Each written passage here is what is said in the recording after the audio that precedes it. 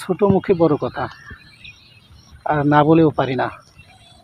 আল্লামা মামুনুল হক জামাতের সাথে রাজনীতি করতেছেন কওমিওয়ালাদেরকে কবর দিয়ে। যদিও এই কথাটা আমার বলা ঠিক না, কিন্তু না বলে কোনো উপায় নাই। তিনি আল্লামা মামুনুল হক হেফাজতের মধ্যে থেকে তিনি পরিচিতি লাভ করছেন।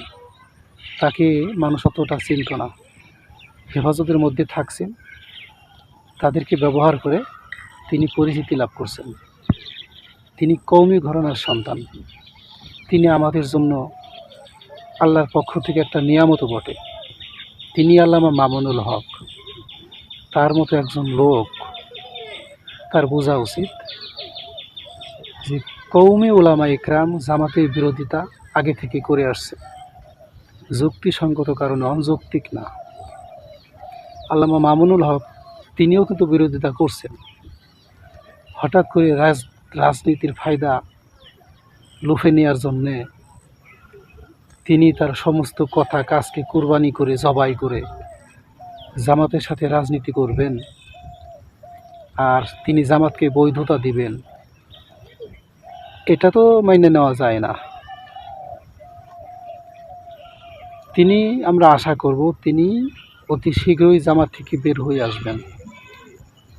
তার কারণে শত শত ছাত্র শিক্ষক গুমরা হয়ে যাইতেছে, যেহেতু জামাত একটা অনিসলামী দল।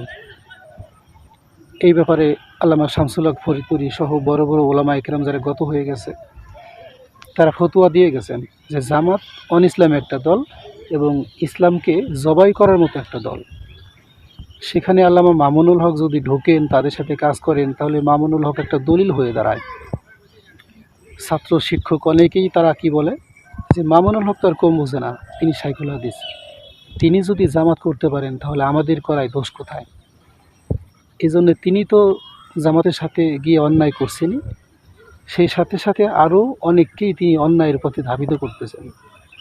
এজন্য সম্মানিত আল্লামা মামুনুল হক, আপনাকে বলতে চাই, আপনি ফিরে আসুন।